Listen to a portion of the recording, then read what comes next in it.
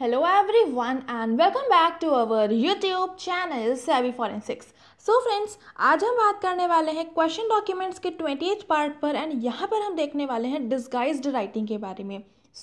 Disguised writing को पूरा हम इसको अच्छे से डिटेल में समझने वाले हैं. बेसिकली डिस्गाइज्ड राइटिंग क्या होता है, इसके क्या कैरेक्टरिस्टिक फीचर्स होते हैं, किन किन केसेस में आप इसको बेसिकली कुछ लोग जो करते हैं तो वो करते क्यों हैं, उसके अलावा क्या इसके एग्जामिनेशन करने का तरीका हो सकता है. तो वो पूरा इसको हम डिटेल में समझने वाले हैं बहुत ही अच्छे से. तो इसके लिए वीडियो को बिल्कुल एंड तक देखिएगा ताकि आपको हर एक पॉइंट बहुत अच्छे से समझ में आ सके एंड इसको शेयर कर दीजिएगा ताकि सभी तक क्वालिटी कंटेंट पहुंच सके. ठीक है, एंड आई होप जो हमने MCQs बनाए हैं तो वहाँ से आपको बहुत बेनिफिट हो रहा होगा. जल्दी ही वहाँ पर डॉक्यूमेंट्स, टॉक्सिकोलॉजी के और बहुत सारे क्वेश्चन भी अपलोड हो जाएंगे.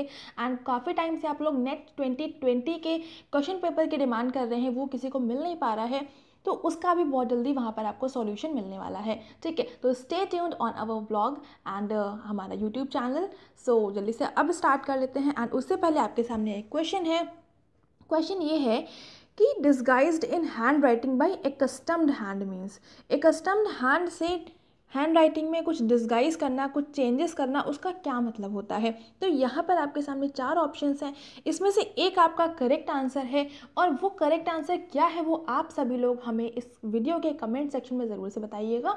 इस वीडियो के एंड में आपको करेक्ट आंसर भी मिल जाएगा. ठीक है, ये हो गया एंड अभी स्टार्ट कर लेते हैं. और सबसे पहले हम समझ लेते हैं कि बेसिकली डिस्गाइज्ड राइटिंग क्या होता है. उससे पहले ये हमारा ब्लॉग की वेबसाइट है, यहाँ से जाकर आप पूरे जितने भी MCQs वहाँ पर अपलोडेड हैं तो वहाँ पर आप सारे के सारे MCQs को अटेम्प्ट कर सकते हैं. बहुत ही अच्छी क्वालिटी के MCQs हैं, वहाँ से आपको बहुत बेनिफिट होगा और आप खुद का भी इवैल्यूएशन कर सकते हैं कि आपको कितना आता है, क्योंकि वहाँ पर प्रॉपर स्कोरिंग, जितने भी आपके अटेम्प्ट करेंगे उसके अकॉर्डिंग आपके मार्क्स होंगे. हर एक क्वेश्चन का वहाँ पर डिटेल्ड सॉल्यूशन भी होगा जहाँ पर रिक्वायर्ड होगा वहाँ पर. तो इससे आप अपनी प्रिपरेशन को बहुत अच्छे से कर सकते हैं. ठीक है, तो ये हो गया. उसके अलावा कोई क्वेरी वगैरह है तो यहाँ पर हमारी ईमेल ID है, तो यहाँ पर आप लिख सकते हैं. अभी स्टार्ट कर लेते हैं. A deliberate attempt to change the natural characteristic of one's own handwriting, मतलब कि जब कोई इंडिविजुअल अपनी खुद की ही हैंड राइटिंग में जानबूझकर कोई चेंज करता है उसको हम डेलिबरेट अटेम्प्ट कहते हैं. डेलिबरेट या फिर डिस्गाइज्ड राइटिंग कहते हैं. डिस्गाइज्ड राइटिंग को हम डेलिबरेट राइटिंग भी कह सकते हैं. ठीक है, दोनों का एक ही मतलब है, मतलब कि जानबूझकर आपने अपनी खुद की ही हैंड राइटिंग में कुछ चेंजेस करने की कोशिश करी, अपने जो आपके इंडिविजुअल कैरेक्टरिस्टिक्स होती हैं उनको छुपाने की कोशिश करी. बट कोशिश तो आप बहुत करते हैं बट इतना पॉसिबल नहीं हो पाता है कि जितने आपके इंडिविजुअल कैरेक्टरिस्टिक फीचर्स हैं उनको आप प्रॉपरली छुपा ले जाएं. ठीक है, तो उसी की हेल्प से हम इनको आइडेंटिफाई कर पाते हैं. Then it is the wilful modification of person's natural writing for purpose of concealing identity or change the appearance of original written matter and adapt the characteristics of foreign to his own. मतलब कि ये एक तरह का wilful modification होता है. मतलब यहाँ पर कोई इंडिविजुअल दूसरे को फोर्स नहीं करता है, आपकी खुद की मर्जी होती है. तो उस बेसिस पर आप अपनी खुद की ही हैंड राइटिंग को चेंज करते हैं, उसमें कुछ फॉरेन वर्ड्स को ऐड करने की, फॉरेन लेटर्स को, फॉरेन जो चीज़ें होती हैं उनको ऐड ऑन करने की कोशिश करते हैं. यहाँ पे फॉरेन का मतलब ये होता है जो आप अपनी नॉर्मल राइटिंग में नहीं लिखते हैं, वो आपका जो फॉरेन लेटर है, मतलब आप जो भी लिखते हैं तो वो आपकी नॉर्मल हैंड राइटिंग का फीचर नहीं है. आपने उसको एडिशनली उसमें इंक्लूड करा है, जानबूझकर उसमें डाला है ताकि लोग आइडेंटिफाई नहीं कर पाएँ कि ये आपकी वही वाली हैंड राइटिंग है या नहीं है. ठीक है, तो वो आपके फॉरेन लेटर्स कहलाते हैं, फॉरेन वर्ड्स कहलाते हैं. यहाँ पर बेसिकली विलफुल मॉडिफिकेशन होता है क्योंकि आप यहाँ पर कुछ चीज़ों को कंसील करना चाह रहे होते हैं, आप अपनी खुद की आइडेंटिटी को छुपाना चाह रहे होते हैं. सपोज़ कोई आपका क्राइम है जहाँ पर सुसाइड का केस है और वो सिर्फ दिखने में सुसाइड है बट वो सुसाइड नहीं है. ठीक है, सुसाइड आपको इस तरह से लग रहा था क्योंकि वहाँ पर आपको एक सुसाइड नोट मिला, बट वो सुसाइड नोट जिसकी डेथ हुई है उसने खुद से नहीं लिखा है, जो क्रिमिनल है उसने लिखा है.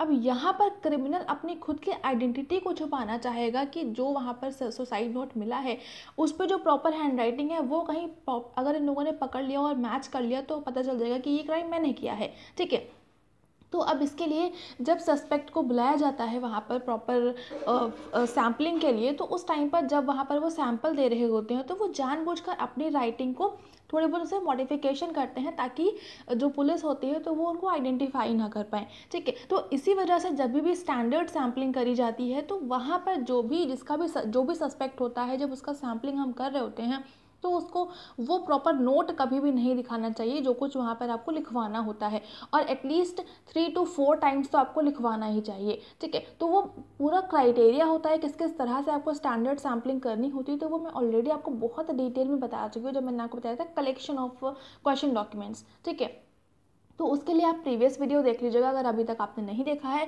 वहाँ से आपको सारी की सारी चीज़ें बहुत अच्छे से क्लियर हो जाएंगी। ऊपर आपको आई बटन दिख रहा होगा, वहाँ से आप डायरेक्टली जा सकते हैं।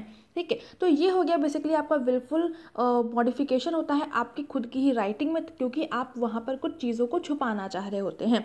ठीक है, तो ये तो हो गया आपका बेसिक सा डिस्गाइज्ड राइटिंग है। अभी हम आगे मूव करते हैं।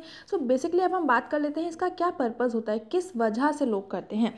सो इसमें क्या है, राइटिंग फिक्शियस चेक्स, जो आपके चेक होते हैं वो आपके कुछ फेक चेक बनाना, इंडोर्स करना स्टोलन चेक्स को, कुछ एनोनिमस लेटर्स लिखने के लिए। एनोनिमस लेटर्स का मतलब होता है जो आपके थ्रेटनिंग वाले, कुछ डराने धमकाने वाले, फिरौती वाले, सिफारिश वाले जो आपके लेटर्स होते हैं उनको छुपाने के लिए। ठीक है, इसी तरह से आपके एक्सटॉर्शन नोट्स हो सकते हैं, या फिर कुछ हैंड रिटन अगर स्टैंडर्ड्स आपको सबमिट करने हैं इन्वेस्टिगेशन के लिए, तो ये सारे कुछ पर्पस हो सकते हैं जिस वजह से आप अपनी खुद की ही हैंड राइटिंग में कुछ चेंजेस लाते हैं, और इसको हम बोलते हैं डिस्गाइज्ड राइटिंग।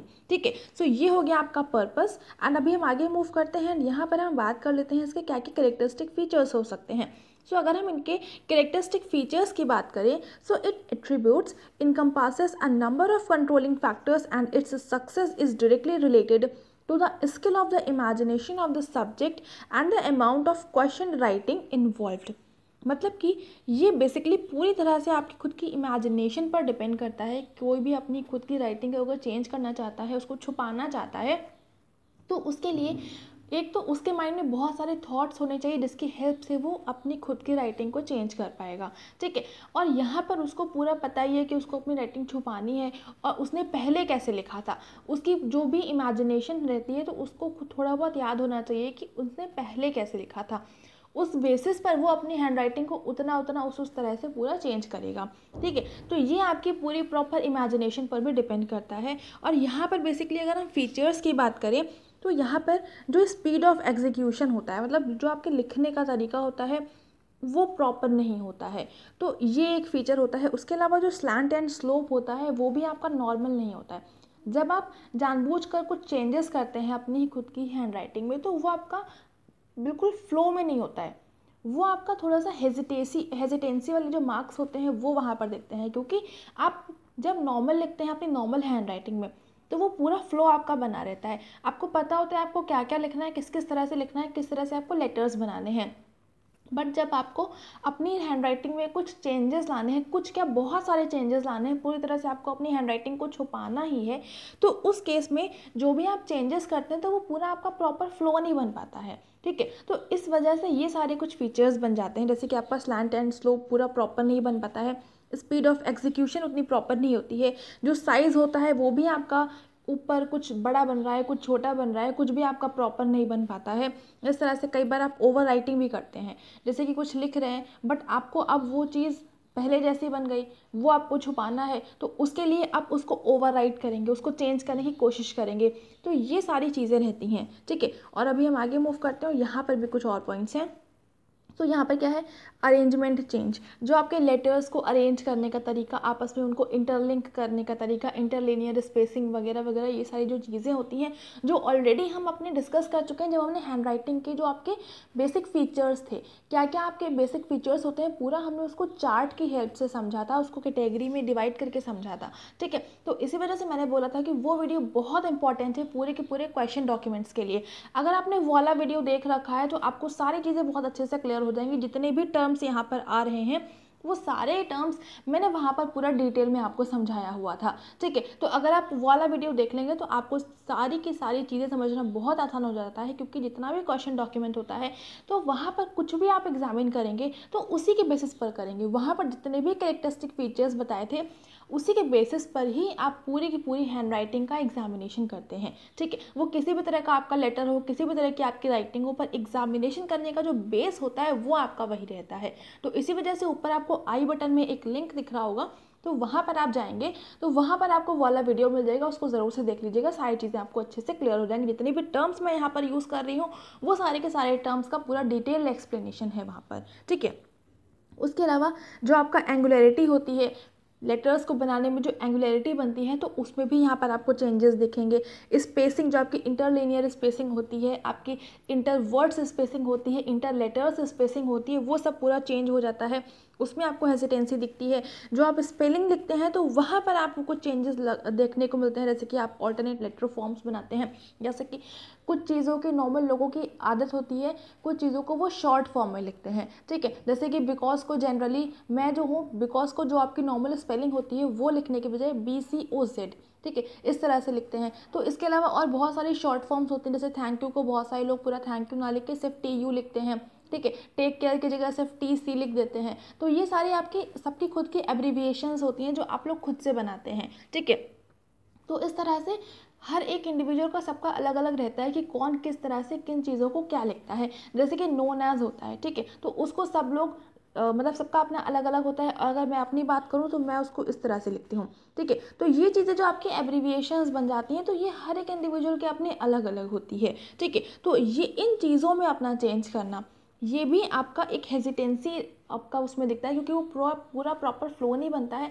और ये सारी जो चीज़ें होती हैं आपकी डिस्गाइज्ड राइटिंग में नज़र आती हैं, ठीक है। इसी तरह से आपके ऑल्टर्ड टर्मिनल स्ट्रोक्स होते हैं। टर्मिनल स्ट्रोक्स का क्या मतलब है, जैसे कि मैंने यहाँ पर ए लिखा, ए का जो एंडिंग पोर्शन है वो है आपका ये वाला, ठीक है। ये ए का जो एंडिंग पोर्शन है वो ये वाला पोर्शन है। अब इसका ये टर्मिनल स्ट्रोक है, ठीक है। जब आप अपनी नॉर्मल हैंड राइटिंग में लिख रहे होते हैं तो जो आपके स्ट्रोक्स बनते हैं वो बहुत फाइन बनते हैं, बिल्कुल भी बल्ज नहीं होते हैं, बहुत फाइन बनते हैं, ठीक है। लेकिन जब आप उसमें कुछ चेंजेस करते हैं तो वो पूरा उतना फाइन नहीं बन पाता है। वहाँ पर कई बार बहुत ज़्यादा आपका इंक का कलेक्शन हो जाता है, क्योंकि आप वहीं पर पेन, जैसे मान लीजिए यहाँ पे ऐसे रखा है, आपने ऐसे बनाया और पेन आपका यहीं पर रुका हुआ है। जब यहीं पर रुका हुआ रहेगा तो ये आपका थोड़ा थोड़ा मोटा मोटा सा बन जाता है, जो एंड बनता है उतना फाइन नहीं बन पाता है, ठीक है। तो ये चीज़ें हो जाती हैं। उसके अलावा ऑल्टर्ड एक्सटेंशंस हो जाते हैं, अपर एंड लोअर। जो एक्सटेंशंस होते हैं वो चीज़ें आपकी हो जाती हैं।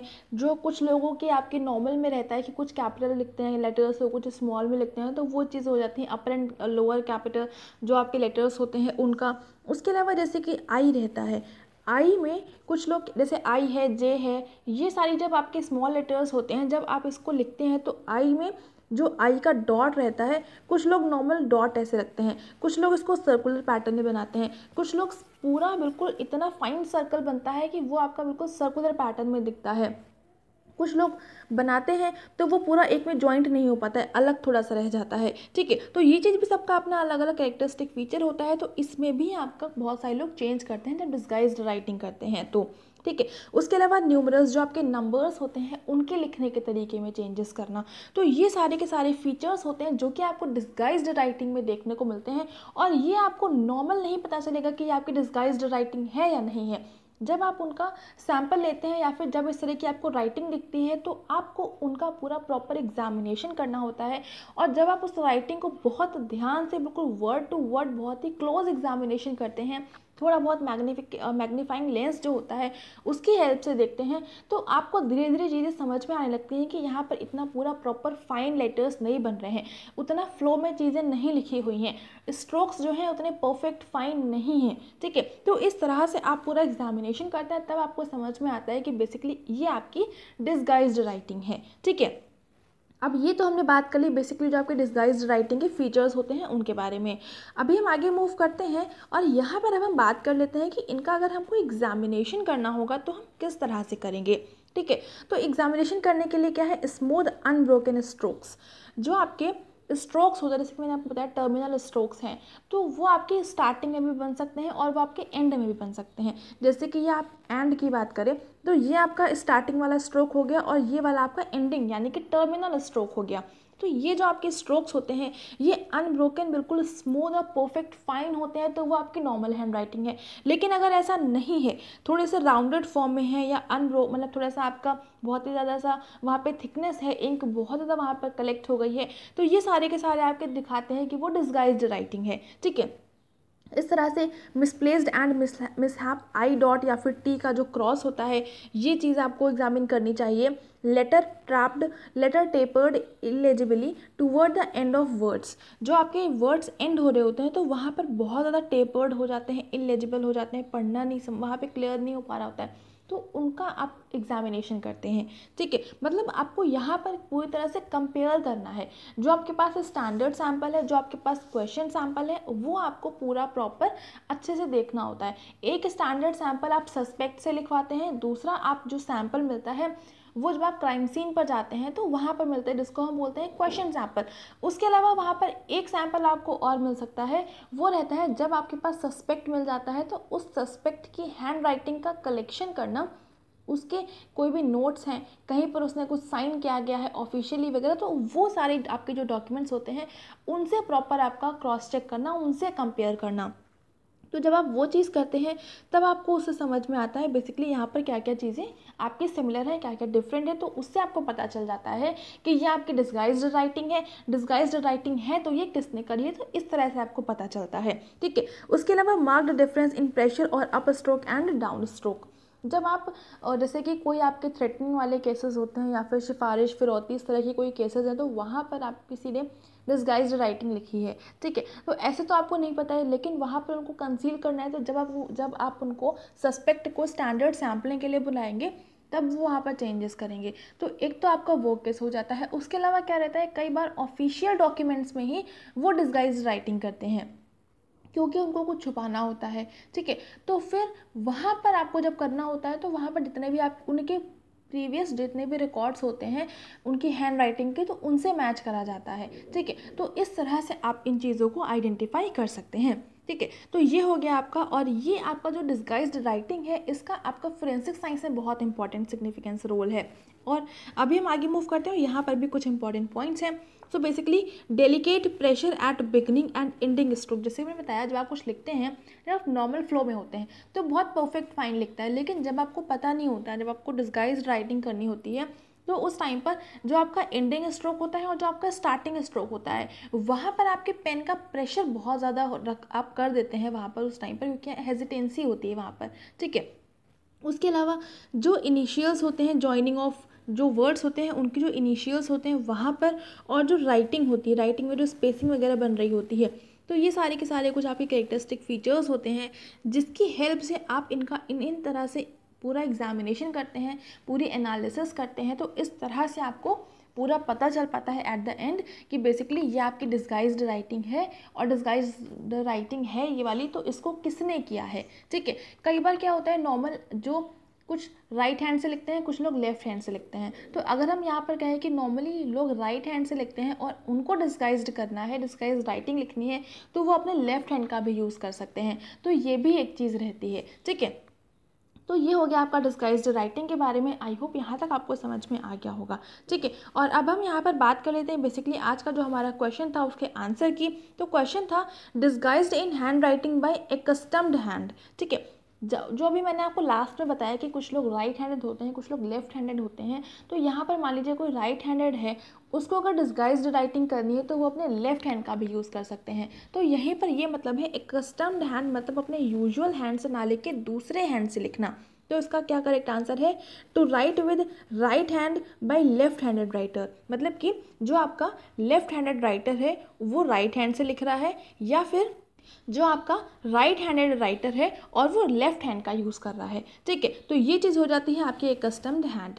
तो आई होप यहाँ तक आपको ये क्वेश्चन समझ में आ गया होगा। ये बहुत इंपॉर्टेंट क्वेश्चन है, बहुत अच्छा क्वेश्चन है, ये आपके एग्जाम में बन सकता है, तो इसको बहुत अच्छे से समझ लीजिएगा, ठीक है। सो ये हो गया ओवरऑल आपका डिस्गाइज्ड राइटिंग के बारे में। आई होप यहाँ तक आपको चीज़ें बहुत अच्छे से समझ में आ गई होंगी। बट कोई भी डाउट रह जाता है तो आप हमें कमेंट सेक्शन में लिख सकते हैं, उसका रिप्लाई आपको डेफिनेटली मिल जाएगा। एंड आप हमें फॉलो कर सकते हैं हमारे Facebook page and Telegram channel पर। और यहाँ पर अब से हमारा ब्लॉगर भी एक्टिव हो चुका है, तो यहाँ पर आपको रेगुलर बेसिस पर क्विज भी अवेलेबल होने वाली हैं, तो आप यहाँ पर जाकर अटेम्प्ट ज़रूर से करिएगा, आपको बहुत बेनिफिट होने वाला है, ठीक है। एंड अगर आपको ये वीडियो पसंद आ रहा है तो इसको लाइक ज़रूर से कर देंगे, अपने फ्रेंड्स के साथ में ज़रूर से शेयर कर दीजिएगा ताकि उन तक भी क्वालिटी कंटेंट पहुंच जाए। चैनल पर नए हैं तो चैनल को सब्सक्राइब करना बिल्कुल भी नहीं भूलेंगे, बेल आइकन प्रेस कर लेंगे for daily updates. And thank you so much for joining me here.